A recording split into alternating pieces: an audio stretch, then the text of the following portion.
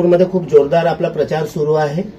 काल कंगना रनौत जी आल्या होत्या आपल्या प्रचारार्थ, तर परंतु काँग्रेसवाल्यांचं म्हणजे विपक्षी पक्षांकडून एक नेरेटिव्ह फैलवला जात आहे लाडक्या बहिणीला घेऊन किंवा आणखी दुसरे कोणी नेरेटिव्ह फैलवल्या जातात, याचा काही असर होणार आहे का आपल्या याच्यावर?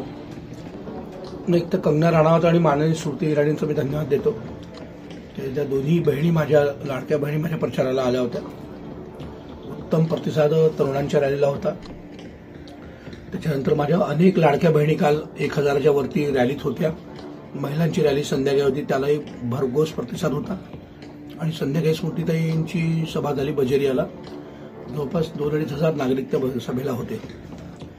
त्यामुळे विरोधी पार्टींनी किंवा महाआघाडींनी काही पण बोललं, लोकांना हे माहिती आहे की यांची सरकार आलं तर ह्या सगळ्या योजना बंद होतील।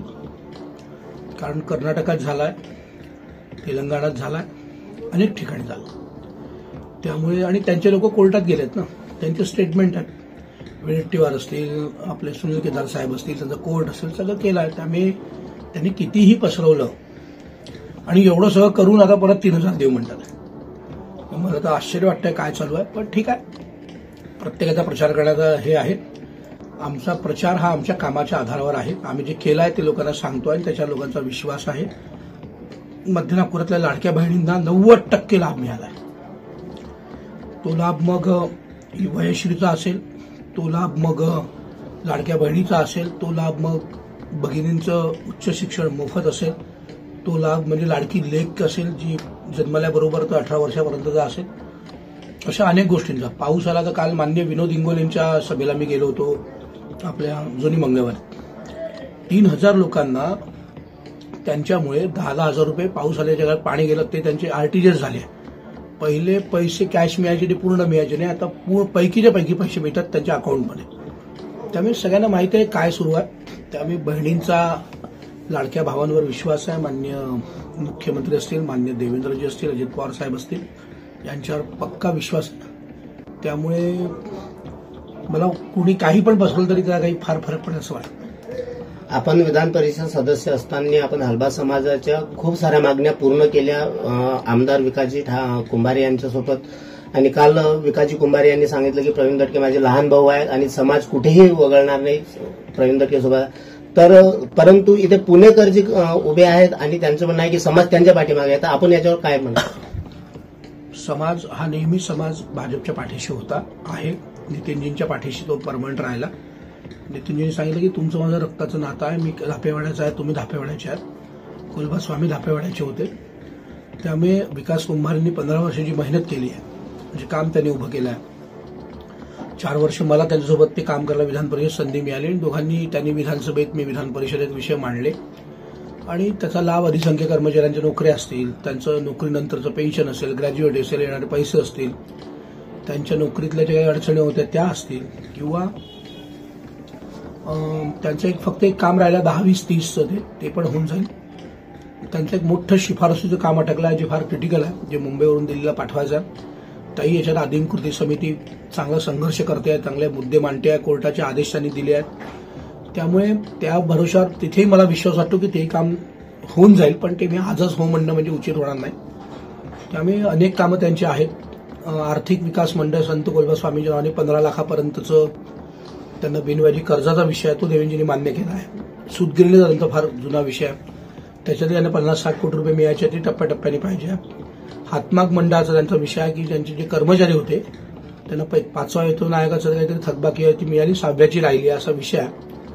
त्यामुळे ते सगळे विषय हँडल करून मार्चच्या अधिवेशनाच्या आत देवेंजी देऊ असं स्पष्ट भाषणात म्हटलं आहे।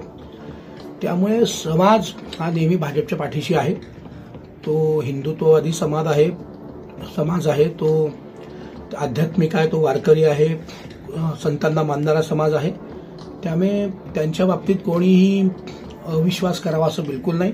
आणि विकास कुंभारे साहेबांनी जे सांगितलं आहे ते एकदम खरं आहे आणि तो समाज नेहमी भाजपच्या पाठीशी आहे, तो आजही भाजपच्या पाठीशी उभा आहे। काल मध्य नागपूरमध्ये प्रियंका गांधी यांची रॅली होती आणि तिथे काही उपद्रव्यांनी काही नारे लावले आणि त्याचं नारळ मात्र प्रवीण दटके यांच्या नावावर फोडल्या जातं, याच्याबद्दल आपण समाजाला काय? उपद्रवी विषय नाही, तिथल्या व्यापाऱ्यांनी वगैरे काही नारळ हे केलं असेल, त्यांना असं वाटलं की ती जीप संघ बिल्डिंगकडे वळते आहे म्हणून त्याची ती रिॲक्शन होती।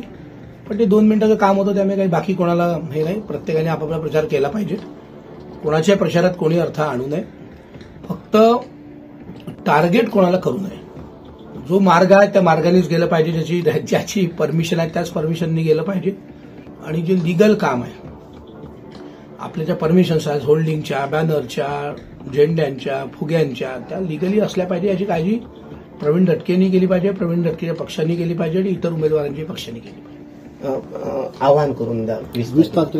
20 तारखेला महाराष्ट्राचं भाग्य ठरणार आहे आणि हे भाग्य जर उत्तम ठेवायचं असेल, लाडक्या बहिणींचा योजना सुरू ठेवायची असेल, लेक लाडकी योजना सुरू ठेवायची असेल, आयुष्यमान कार्ड योजना सुरू ठेवायची असेल, मुख्यमंत्री आरोग्य जनसेवा योजना सुरू ठेवायची असेल, मुख्यमंत्री कार्यालयातनं जी काही लोकांना डायरेक्ट मदत मिळते ती सुरू ठेवायची असेल, आपल्या सगळ्या योजना सुरू ठेवायच्या असेल, महाराष्ट्राचं भाग्य पुढच्या 5 वर्षात अजून उत्तम करायचं असेल, तर माझी सर्व जनतेला पहिली विनंती आहे की त्यांनी 100% मतदान करावं.